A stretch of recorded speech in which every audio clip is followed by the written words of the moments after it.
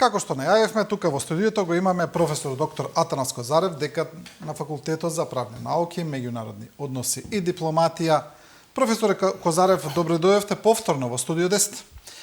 Добре ве најдов, поздрав до вас, до екипата и до гледачите на ТВ24. Да, денеска Судскиот совет повторно ќе направи обид да избере председател на Советот, после разрешувањето на Весна Дамева, после она контроверзно разрешување. Интересно е, професоре Козарев, што ние тука пред околу 3 месеци разговаравме за состојбите во правосудството и токму тогаш разговаравме и за Судскиот совет, за неговата улога, каква треба да биде, што треба да прави, но и за сите аномалии. И некако вие тогаш буквално го предвидовте ова што се случува сега со разрешувањето на Дамева. Некогаш можеби не е убаво да се биде човек во право кога ќе погоди вакви работи, ми се чини. Да, навистина реалноста е таа и тоа е очекувано. Ние како професори имаме една многу благородна задача да ги истражуваме состојбите, да ги анализираме и да можеме да донесеме определени заклучоци. Во тој контекст е и мојот фокус за работата на Судскиот совет како едно тело кое што е пред се задолжено за унапредување на независноста и професионалноста во судството, за водење на реформите во судството, а не за тело кој ќе биде кочничар, токму на овие реформи и на градење на еден судски систем кој што во суштина би требало да биде со многу поголема доверба кај граѓаните. За жал, она што е реалност во светот, што е стандард, а тоа е пред се големата доверба на граѓаните во правосудниот систем, во судиите, кај нас ние се соочуваме со едноцифрени бројки на доверба во континуирано подолг период и сето тоа кулминираше минатата недела кога бевме сведоци на еден серијал за разрешување на дотогашната председателка на Судскиот совет Весна Дамева, која што е на предлог на председателот на Република Северна Македонија, член на Судскиот совет на Република Северна Македонија. Очигледно дека овие прашања за недоверба во Судскиот совет, во работата на судиите, имплицира определени проблеми во работата на Судскиот совет и ние се уште не знаеме довербата на граѓаните во однос на работата на Судскиот совет. Имаме извештање на Европската комисија кои што генерално се позитивни во однос на функционирањето на Судскиот совет, меѓутоа кога ние зборуваме за Судски совет со интегритет, поготово делот на 5 члена на Судскиот совет кои што се бираат од редот на истакнати правници, адвокати, поранешни суден уставниот суд, кои за жал не ги гледаме како членови во Судскиот совет, ние генерално се соочуваме со еден недостиг на капацитет. Се соочуваме со едно насилство кое се случува, за кое што бевме сведоци. Практично анализата на моите колеги од другите правни факултети и така натаму, експерти, употребуваат дури многу посериозни термини во однос на она што се случуваше минатата недела во работата на Судскиот совет од типот на судско девијаштво, насилство, узурпирање на правото. Иако согласно член 41 од Законот за Судскиот совет, сите членови на Судскиот совет се еднакви во правата и оврските. Меѓутоа, она што е битно е дека Судскиот совет мора од некој да биде раководен, а тој е председателот. И во негово отсуство, заменикот председател на Судскиот совет. Она што се случи минатата недела, што беше изненадување за правната фела за експертската јавност, е начинот на разрешување на дотогашната председателка на Судскиот совет, за кое што лично јас, како што споменав, уште пред 3 месеци имав одредени сомневања во однос на интегритетот, капацитетот, искуството, бидејќи кога вие номинирате за член на највисокото тело во судската власт, тело кое што навистина ќе овозможи малку да се придвижат работи во позитивна насока, А за сметка на тоа имате член кој што буквално не е ниту судија, ниту присуствувал на рочиште, ниту има донесено некаква пресуда, а да ги оценува оние кои што секојдневно суди и обвинители, например, се малтретираат во судски постапки, тоа се дошто тешки судски постапки, и да оценува нивната работа, тоа за мене беше врв на злоупотреба на институтот истакнат правник. Да, но такво е законското решение, уште кога е донесено тоа законско решение, имаше низа критики за тоа, токму за ова што го зборувате, каде што е предвидено истакнати правници, нели, адвокати и така натаму, да може да бидат делегирани во судскиот совет, што уште тогаш експертите укажаа дека тоа е нонсенс, дека е апсурд, баш поради ова што вие сега го кажувате, дека не може некој кој не е судија да оценува судии, кој никогаш не влегол во судница, не водел судски процес, не знае како тоа изгледа во пракса, туку само во теорија, и сега тој треба да ги оценува судии.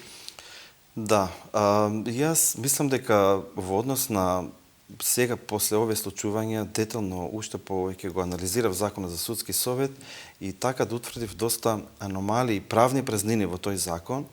Пред се, тие се однесуваат на определени прашања кои што се отклучни за функционирање на судскиот совет. Доколку се тие навистина квалитетни правници, истакнати судии, за мене е чудно како во целиот овој период да не се сетат да побараат од Министерството за правда, се подготват определени измени на Законот за судски совет, измени кои што генерално ќе доведат до отстранување на сите оние празнини за кои што постојат во самиот закон, а кои што тие ги нарекуваат со терминологијата, ако нешто не е забрането, тогаш што е дозволено, за што јас лично не се согласувам. Тоа го вели подпредседателот Адеми, тоа е неговото... Да, и мислам дека тоа е навистина злоупотреба на системот на владењето на правото и на основните принципи, и тоа не би требало да го очекуваме од едни такви истакнати правници, поготово тие да го имплементираат. Добро, но што би се правило во пракса во овој случај, кога законот не предвидува како се разрешува председател на судскиот совет, што тогаш би требало да направат во пракса? Прво би требало во судскиот совет до сега би требало да се предложат законски измени на постоечкиот закон за судски совет во членот каде што се зборува за избор и мандат на членови на судскиот совет, да се воведе и да се додаде и зборот разрешување на член, разрешување на председател и заместник председател на судски совет. Она што е спорно во овој период е бројот 8. Значи, знаете, судскиот совет има 15 члена, од нив 2 немаат право на глас, тие се по функција, тоа е председателот на Врховниот суд и министерот за правда. Останатите 13 членови се 7 се судии и истакнати правници кои што практично го сочинуваат целокупниот број на судскиот совет, и тоа се оние 13 членови кои што имаат право на глас и кои што треба да одлучуваат. Во однос на мнозинството и во однос на објаснувањето дека колку и да сакам или колку и да се залагам до тогашната председателка на судскиот совет да не е председател на судскиот совет, во овој момент само би кажал едно. Значи, доколку го анализирате законот за судски совет, ќе забележите дека во сите членови, каде што имаме избор, разрешување, секаде се спомнува дека тоа се врши со најмалку 8 гласа од членовите на судскиот совет кои имаат право на глас. Значи, од 13, најмалку 8 гласа. И тоа ќе го видите во член 8. За да има мнозинство.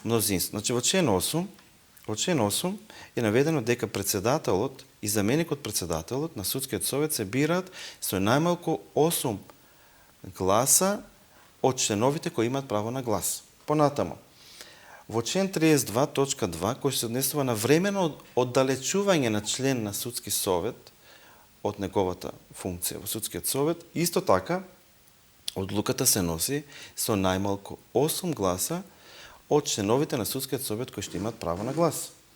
Понатамо во член 35.6, кој се однесува на разрешување на член на судски совет, се стои дека тоа се врши со најмалку 8 гласа од членовите на судскиот совет кои што имаат право на глас и конечно во член 100 кој што се однесува на проблематиката поврзана со годишниот извештај на судскиот совет, се вели дека судскиот совет го усвојува годишниот извештај за работа на судскиот совет со најмалку 8 гласа од членовите на судскиот совет кои што имаат право на глас. Значи, не случајно законодавецот во целокупниот законски текст провејува со формулацијата најмалку 8 гласа од вкупниот број на гласови на членовите кои што имаат на судскиот совет кои што имаат право на глас. Сето она што е друго, потенцирано, објаснето дека разрешувањето на председател на судскиот совет не е предвидено, не е нормирано во Законот за судски совет и затоа ние може да правиме што сакаме, тоа е тешка злоупотреба на принципот на владење на правото. Замислете, вие сега да сте во парламентот да бира владата со 61 глас, така? Да. И сега, значи, може парламентот да ја разреши владата со 59 гласа, доколку не е предвидено. Според мене, бројот на гласови со кои што еден носител на функција јавна е избран, треба да биде идентичен на бројот на гласовите со кои што тој се разрешува.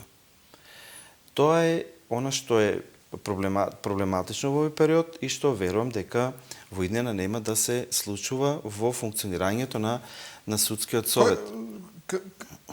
Како тогаш држи објаснувањето, образложението на подпредседателот Адеми, кој вели дека и со 7 гласа може да се разреши? Која е неговата логика? На правната логика е едно прашање, меѓутоа владењето на правото е сосема друго прашање. Прво, господинот Адеми треба да даде одговор. Од кој центар доби налог да ја понуди на тогашната председателка на судскиот совет да се поднесе оставка? Дали тоа негова лична идеја, дали на групата која што гласала со него, или пак се работи за некој центар на моќ? Ние немаме одговор на тоа прашање. Второ, она што е за мене, како правник, многу важно, е прашањето кое што би требало да биде предмет на истражување на некоја анкетна комисија. Значи, во една нормална држава за ваков случај, значи, треба да се формира една анкетна комисија која што ќе биде сочинета од експерти, не од судии, не од пратеници, од експерти, кои што навистина го знаат владењето на правото, како тоа функционира, како треба да се имплементира и на кои што би им поставиле прашања на членовите на судскиот совет за околностите под кои што е водена седницата на судскиот совет минатата недела. И имено во член 8, точка 2 од Законот за судски совет јасно е наведено дека со седниците на судскиот совет раководи председателот на судскиот совет. А во него отсуство заменикот председател. На денот кога се случи разрешувањето на председателката Весна Дамева, ние не видовме дека таа е отсутна за да може нејзиниот заменик да и го одземе правото и тој да ја води седницата. Таа беше присутна. Дури сметам дека и тој е нејзин пропуст, таа не смееше да дозволи друг да ја води седницата додека таа е присутна.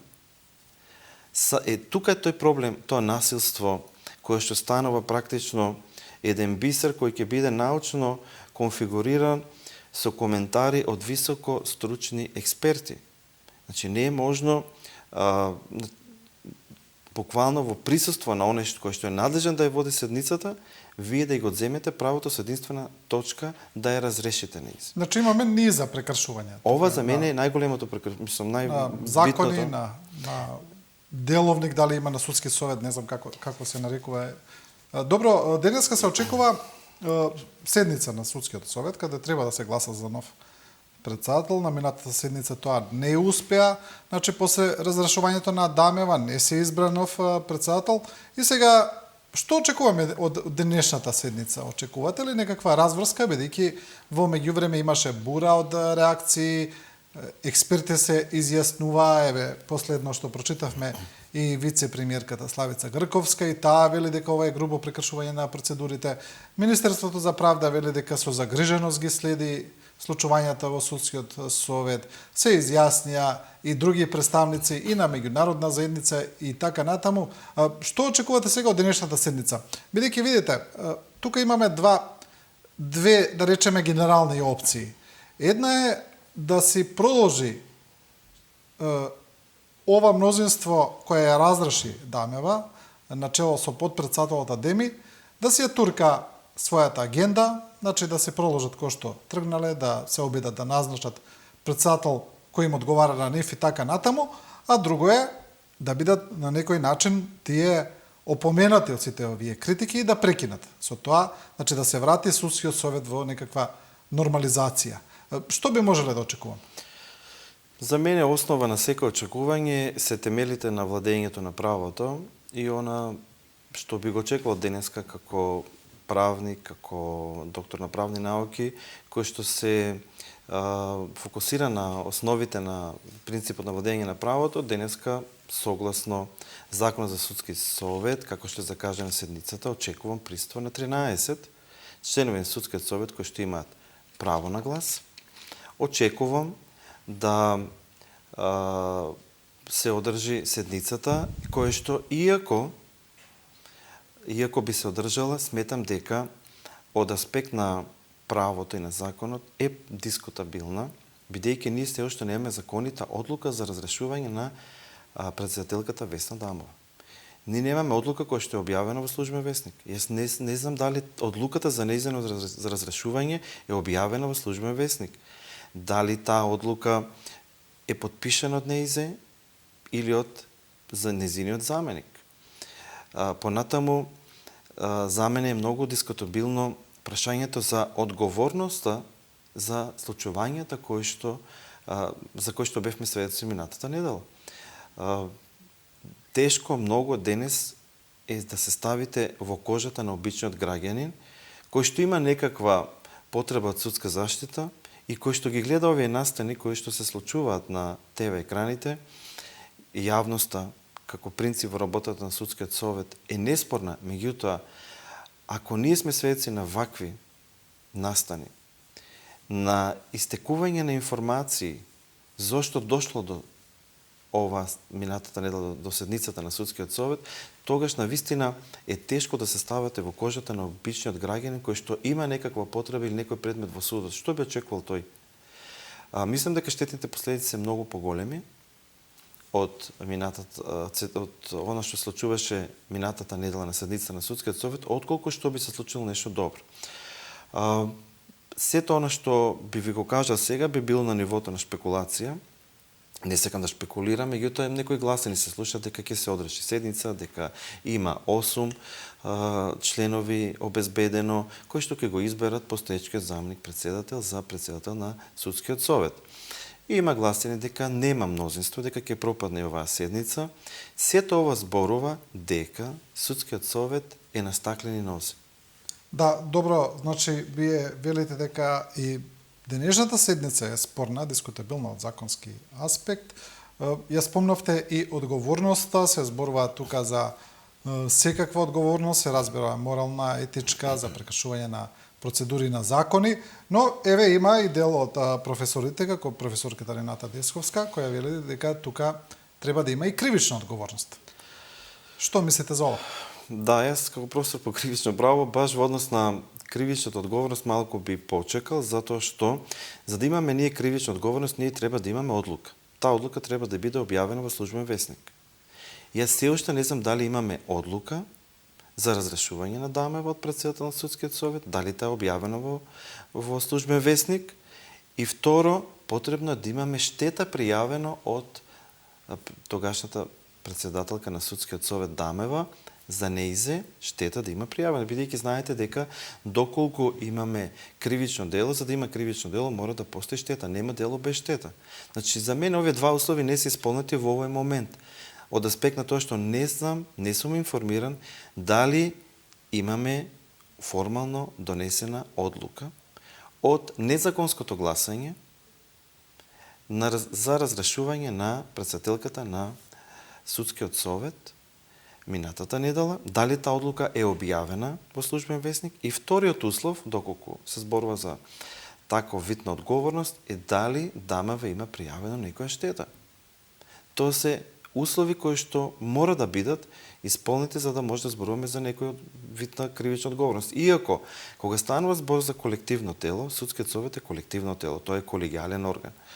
Значи, прашањето за гласањето во рамките на работата на Судскиот совет тешко може да се доведе во делот на кривичната одговорност. Тоа би било исто како, например, советниците во општините да гласаат за да одговарат кривично за гласање за некои одлуки кои што се носат во општините, или министрите да одговарат кривично кога гласаат на седници на влада и така натаму.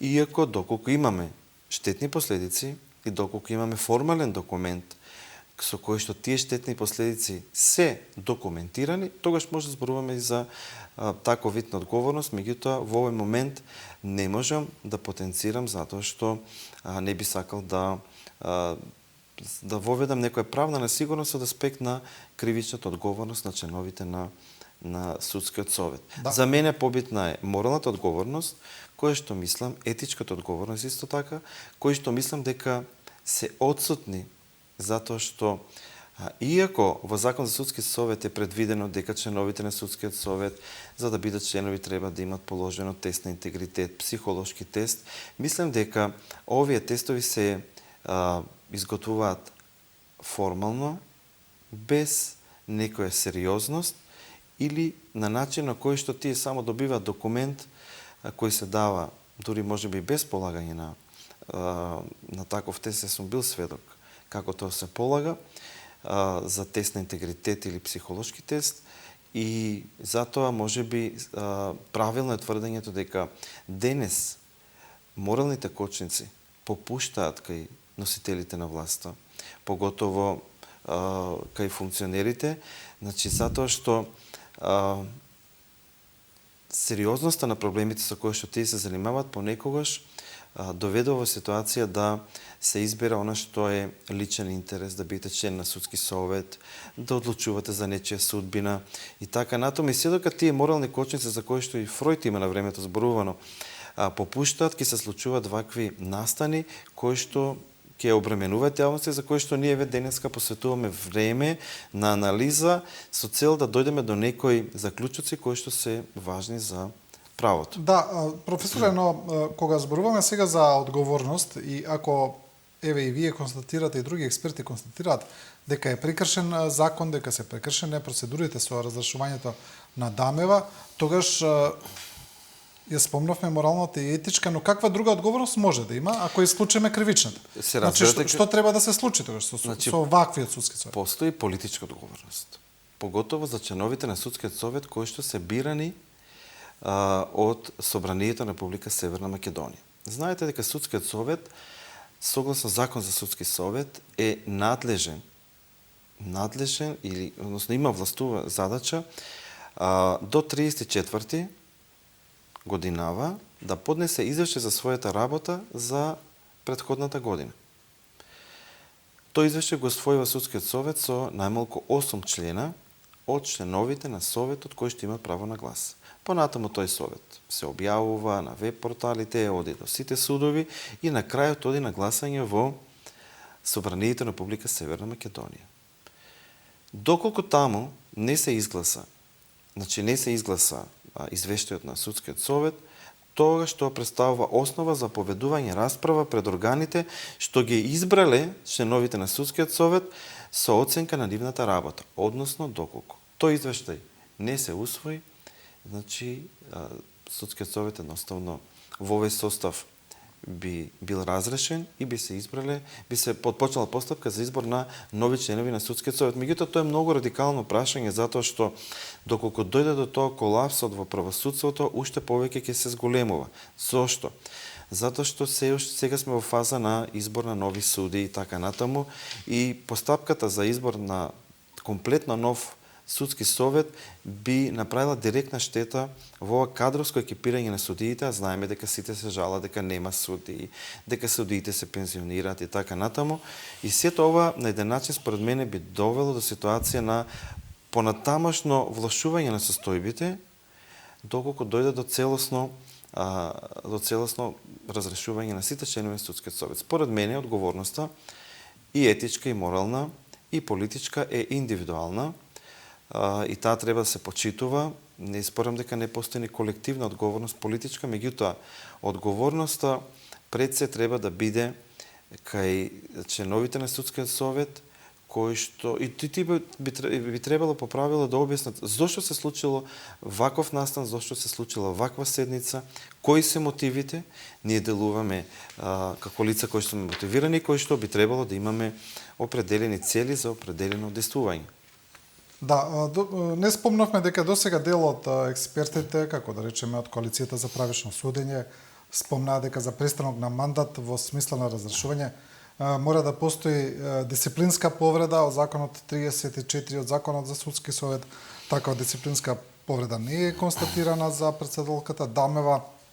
Понатаму, Блупринт групата за реформи во правосудството вели дека судскиот совет треба да биде стожер на судската власт преку обезбедување и гарантирање самостојност и независност, а не институција која ниската доверба дополнително ќе ја руинира поради непочитување на законите и произволно постапување. Значи, отприлика, мислењата на експертите се идентични тука, речеси не најдовме експерт или познавач кој кажа дека кој се согласува, да речеме, со подпредседателот Адеми, со неговото толкување на разрешувањето, каде што тој тврди дека не е прекршен ниту еден закон.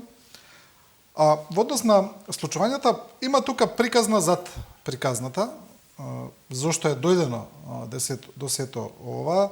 Подпредседателот Адеми негира дека тоа е поради несогласувањето за судијата Енвер Беџети, кој не е избран за врховен судија. Токму во судскиот совет тој тврди дека разрешувањето е поради нарушени меѓучовечки односи во советот, но одамна се зборува дека токму судијата Енвер Беџети е камен на сопнување во судскиот совет, а него го знаеме дека тој ги криеше предметите, тврди на Таргет, за нелегално прислушување, со што паднаа во вода на некој начин случаите против Сашо Мјалков и поради низа други таму обвинети. Како го коментирате тоа?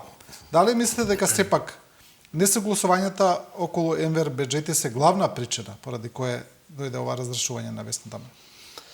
Не сум дел од судскиот совет за да ги имам во вид внатрешните превирања во судскиот совет. За судијата Енвер Беџети немам некоја информација во негативна смисла. Генерално не би требало за еден таков случај да се распадне цел судски совет. Ние генерално се соочуваме со проблематиката за пренатрупаност на судовите со предмети, пренатрупаност на затворите со затвореници, а гледаме една комоција на оние кои што треба да ги менаџираат овие состојби за да се редуцираат и да не се случуваат настани кои што генерално би требало да не постојат во реалноста. Мислам дека од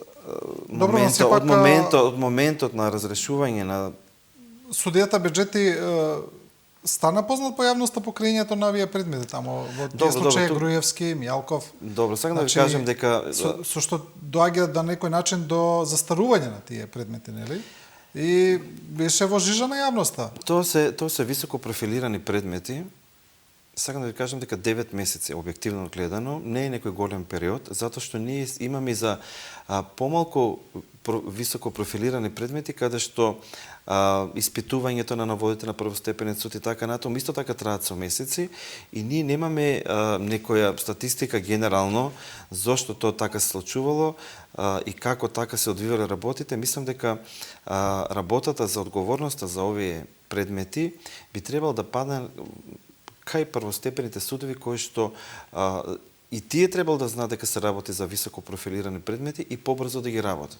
Иако сметам дека правото е тоа, доколку некој ги знае лавиринтите на правото кои што доведуваат до долговлекување на судските постапки и така натаму, има право да ги користи. Тоа не е ништо страшно што би се случило. За мене дискутабилно е прашањето дали воопшто во судскиот совет се чуваат предмети во фиока за разрешување на суди на различно ниво. И кој е тој центар на моќ кој што ги контролира и координира овие разрешувања, овие постапки. Значи, судскиот совет мора малку да ја зголеми исто тој ажурноста во својата работа и транспарентноста. Ја не би сакал тука овдека јас да персонализирам конкретни случаи, меѓутоа имам сомнење дека има уште многу предмети кои што се чуваат веројатно во фиока и што се камен темелник на сопнување. Гледате, секој ден излегува дека имало и некој друг случај заради кој што дошло до нарушување на меѓучовечките односи и така натаму, и дека не е само тој случај кој што се експонира во јавноста и за кој што јавноста практично и беше запозната. Генерално во овој контекст сметам дека она што е битно да се врати довербата во судскиот систем на начин на кој што ќе се зголеми интегритетот и кредибилитетот на оние кои што се задолжени со менаџирање на состојбите во судството, а тоа е Судскиот совет на Република Северна Македонија и Советот на јавните обвинители, затоа што тие се најодговорни за истражување на овие случаи. Пред 3 месеци кога бев кај вас гостин, исто така ја анализиравме колку судии има еден член на Судскиот совет во своја надлежност да ги контролира. Околу 32 судии. Тоа е голема бројка. Значи, тоа е голема бројка за да може еден член на Судски совет да врши редовна, квалитетна контрола. Ние овдека имаме дејствување кое што не е превентивно. Бидејќи ние се случил наставно, дошло до застарување и веќе се крева огромна паника во општеството, кај демократската јавност, кај правните експерти и така натаму. Ние треба да действуваме на начин кој што е многу важен, да не се дојде до таквото однесување, односно доколку имаме некој систем програмски, денеска информатиката е многу развиена, ние гледаме на некои помпезни настани, сме сведоци за дигитализација на судството, кое што наместо информатичари спроведуваат суди, обвинители и така натаму. Значи, неопходно да се дојде до определен програм кој што ќе сигнализира од прилика кога еден предмет би застарел и тогаш тоа би било основа за да се даде акцент на решавањето на овој предмет на различни нивоа. Се додека тоа не се случува и мајќи предвид дека живееме во дигитално време, кога имаме доста реформи, поготово во областа на казненото право, материјално и процесно, очекувам дека навистина дигитализацијата ќе се одвива и во таа насока, а не само во на кое што е воспоставено досега. Го спомнавте вие Советот на јавни обвинители, имавме и таму сега една драма, да речеме, после низа критики од страна на обвинителката Ленче Ристовска, тие и возвратија, некои велат фрлија дрва и камења по неа, по незините изјави, значи остро ја нападна, побара и одговорност од неа. Се чини дека судските правосудните инстанции, овие органи кои треба да ги контролираат судиите и обвинителите, излегува дека се премногу чувствителни на критики, а јавноста има само 2% доверба во нив. Прилично абсурдно ми се чини. Да. Дали тие мислат дека навистина работат се како што треба и дека тоа граѓаните што не им веруваат, дека граѓаните не ја гледаат правилноста на нивната работа или како гледаат они на ова? Мислам, не ми е јасно. Видете, јавното обвинителство е пред се репресивен орган. Во основа е репресивен орган и тие применуваат мерки и активности кои што се репресивни кон сторителите на кривични дела и така натаму, и тоа покажува колку се тие репресивни кон самите себе. Знаете, порано постоеше една теза, револуцијата ги јаде собствените деца. Значи, јавното обвинителство е репресивен орган и очигледно е многу сензибилен кога дури ќе се спомне и некоја позитивна критика, дури и не мора да биде критика, препорака за определени состојби во рамките на јавното обвинителство, и прашањето кај граѓаните е колку ваквите реакции ќе зголемат довербата на граѓаните во оваа институција. Многу малку.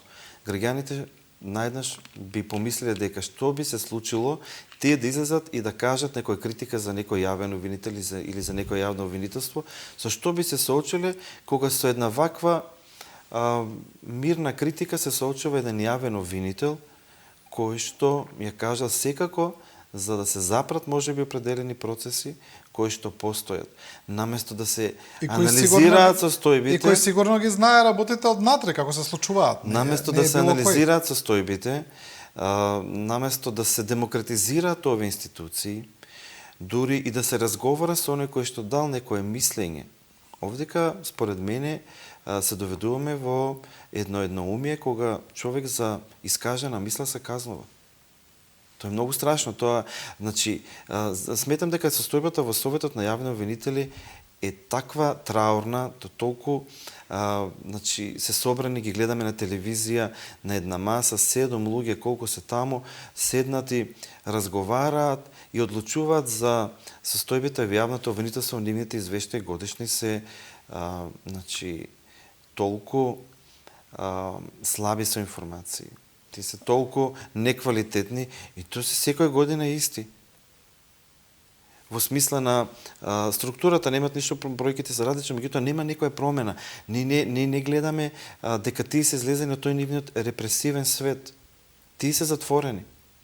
Може би и обвинителката Ристовска не е во право, меѓутоа може би треба се отвори и поширока дебата. Но јавното обвинителство, Советот на јавни обвинители е исто така институција која што треба да се реформира на начин на кој што експерти ќе влезат и ќе бидат дел од тој совет, експерти кои што навистина имаат интегритет за да можат да ги променат нештата, бидејќи во Советот на јавни обвинители, а во голем дел и Судскиот совет на Република Северна Македонија е сочинет од суди и обвинители. Тие се знаат меѓу себе. Дури си ги знаат и нивните негативни и позитивни страни и така натаму. И мислам дека не би требало да постојат такви состојби. Напротив, тие институции треба да се демократизираат. Единствениот начин на демократизација е имплементација, и тоа целосна имплементација на принципот на владење на правото. Поинаку никако. Добро, овие случувања во Судскиот совет дојдоа после писмото кое американската амбасадорка Агелер го испратила до премиерот, надлежните министерства, Врховниот, апелацискиот и кривичниот суд во Скопје, каде таа изразува загриженост и разочарување од последните одлуки на апелација, поврзани и со предметите Таргет, Тврдина и Трезор, кои се вратени, и ова повторно некако се поврзува и со судијата Беџети на некој начин индиректно. Амбасадорката Агелер според достапните информации не го спомнува него персонално, но сепак очигледно е дека незината разочареност излегува дел и поради тие одлуки. И после ова писмо, кое на некој начин исто така предизвика една бура во јавноста, а верувам и во правосудниот систем, натре, помеѓу самите чинители таму, се случи овие случувања во Судскиот совет и онака гледано од страна се чини дека карванот се врви. Значи, тие што критикуваат, па дури кога доаѓа од амбасадата на САД, но се чини дека ништо не ги допира. Јас сметам дека амбасадорката Агелер е дипломат со огромен интегритет. Сметам дека ги познава добро состојбите и тоа што таа не персонализира не значи дека нема и конкретни информации. Нејзиното писмо го поздравувам и тоа е доста реално и ги одразува состојбите на еден многу културен и дипломатски начин. И верувам дека амбасадорката Агелер има поголема доверба кај нашите граѓани отколку членовите на Судскиот совет.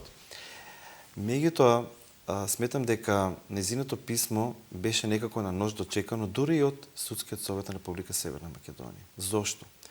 Затоа што она што се случуваше на седницата минатата недела, тоа е во директна спротивност она што е напишано во писмото. Да. Значи, тие не собраа начин да посетат внимание на оваа состојба, туку на виделина ги сфрлија на површина лошите меѓучовечки односи во највисокото тело кое што треба да ги менаџира состојбите во областа на правосудството во нашата држава. И затоа сметам дека поголема е одговорноста на членовите на Судскиот совет во однос на сите овие актуелни прашања кои се поставија. Разочараноста ја споделувам исто јас со амбасадорката Агилер, но сметам дека од аспект на вложувањата на американската администрација за реформи во правосудството, кои што изнесуваат некаде над 560 милиони долари, треба да имаат механизам со кој што тие ќе го контролираат трошењето на овие финанси. Навистина, групите за реформи на законите до областа на правосудството, зад кои што стојат овие странски донатори, треба да биде и контролирана, и анализирана, затоа што практиката покажува сосема друга ситуација, дури и злоупотреба на овие средства од аспект на ефектите кои што треба да ги предизвикаат овие реформи. Ние сме сведоци дека, например, еве кривичниот законник, многу брзо се менува.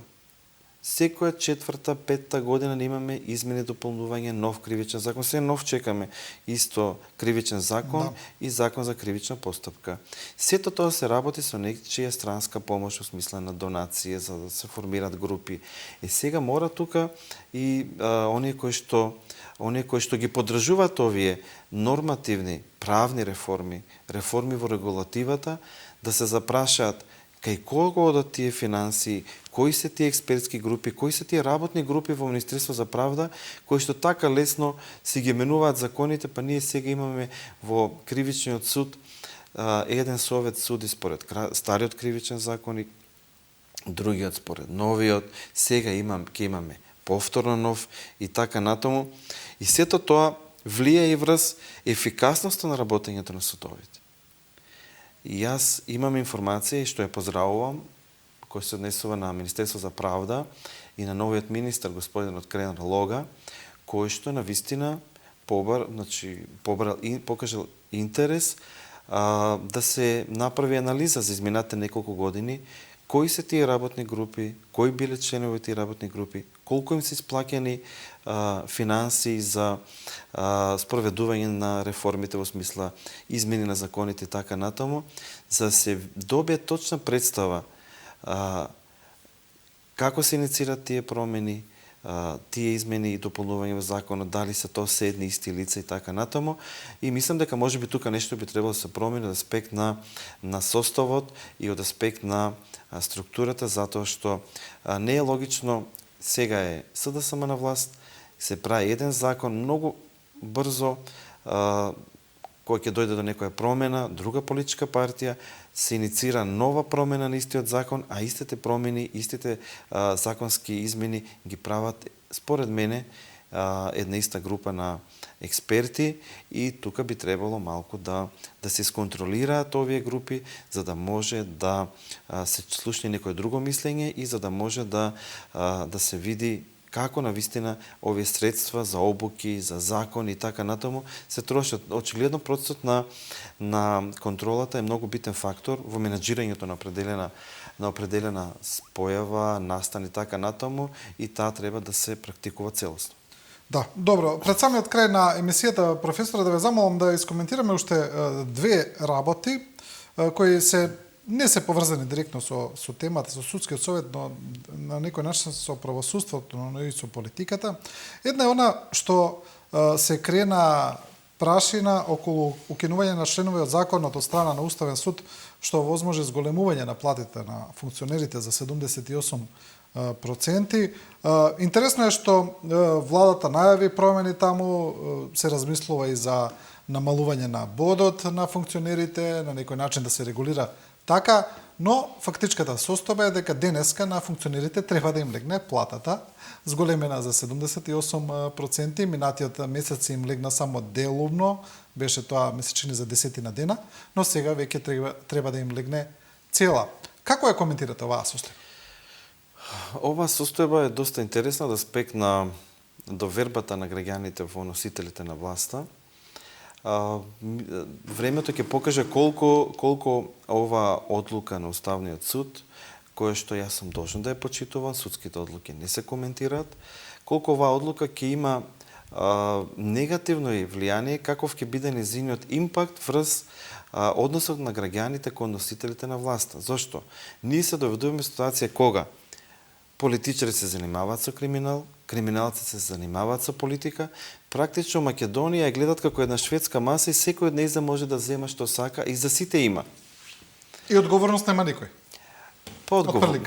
Освен обичниот човек, предпоставувам. Тоа е контролата на система, заштита, тоа е контролата на система, тоа е одраз на зависноста на судството и на оние кои што се должни да го штитат системот и граѓаните од политиката.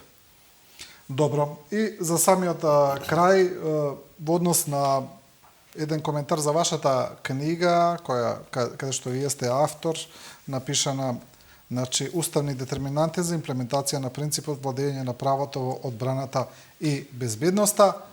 Да ни кажете нешто за оваа книга, што се одржи, која е незината цел? Оваа книга излезе минатата година и некако се поистовети со доаѓањето на новиот амбасадор на Соединетите Американски држави, господјата Агелер. И книгата е посветена на уставните основи на принципот на владење на правото во областа на безбедноста и одбраната. Ние сме веќе членка на НАТО и така натаму. И целта беше теоретски, но поврзано и со одредено практично функционирање на законите, на институциите и почитување на законите во областа на одбраната и безбедноста. Знаете дека одбраната и безбедноста се доста сензибилни подрачија и тука навистина имплементацијата на принципот на владење на правото е основата за нивно успешно функционирање. Книгата е еден водич за тие сите уставни детерминанти кои што го овозможуваат полесното, попрактичното имплементирање на принципот на владење на правото во областа на одбраната и безбедноста, како два клучни сегменти на владата, и таа е пред се наменета за припадниците на Министерството за одбрана, Министерството за внатрешни работи, но и на другите сектори кои што имаат допирни точки со овие одбранбено-безбедносни функции. Да, добро, професоре Козаров, ви благодарам за ова интервју. Интересно е што, како што кажавме на почетокот, после последното интервју, погодовме доста работи во правосудниот систем, во судскиот совет. Ќе видиме сега што ќе се случува во наредниот период, колку нашата сега анализа ќе биде издржана. Очигледно, значи, ние ги имаме информациите и не се работи за нареден период, туку за неколку минути во 11 часот ќе видиме навистина точно што ќе се случува во судскиот совет, дали ќе има разрешница на оваа драмолетка или пак на еден начин неизвестноста ќе продолжи, што е многу лошо за правната сигурност на граѓаните. Да, ви благодарам уште еднаш, почитувани. Правиме сега една кратка пауза за реклами и продолжуваме со емисијата со Дарио Николовски, директор на Агенцијата за енергетика.